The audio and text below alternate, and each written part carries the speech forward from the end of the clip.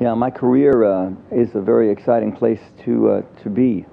My musical career and my performing career and this life of mine that I live, it's a very exciting place to be.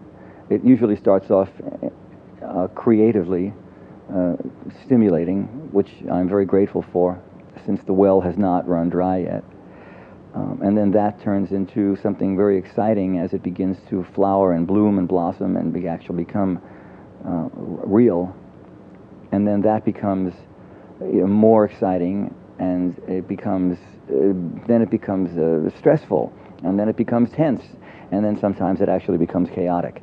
In the beginning, when that happened, in the early days in the 70s, when that explosion happened, I didn't know how to handle it.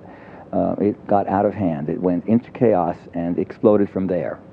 And I found myself in the middle of a vortex of energy that was on one hand tremendously exciting, like a fairy tale, like a dream, and on the other hand very stressful and like a nightmare. And I found myself being battered back and forth between the dream and the nightmare, and it was not a pleasant experience. I found that in order to center myself, it was people, my dear ones, who enabled me to come back home. And from then on in, even though my life has approached chaos, it never got there again. It never went back there. I surround myself with people who really aren't in the business. Most of my family and my friends are not in the business. I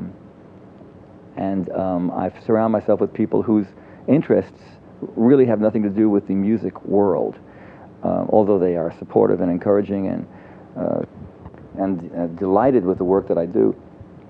It isn't their work. It isn't their world. And so what grounds me and what centers me is dealing with my life surrounded by these types of people whose interests are not the same as mine. So I guess the way I center myself is surrounding myself with friends and things that have nothing to do with my work. When things get out of hand, I meditate.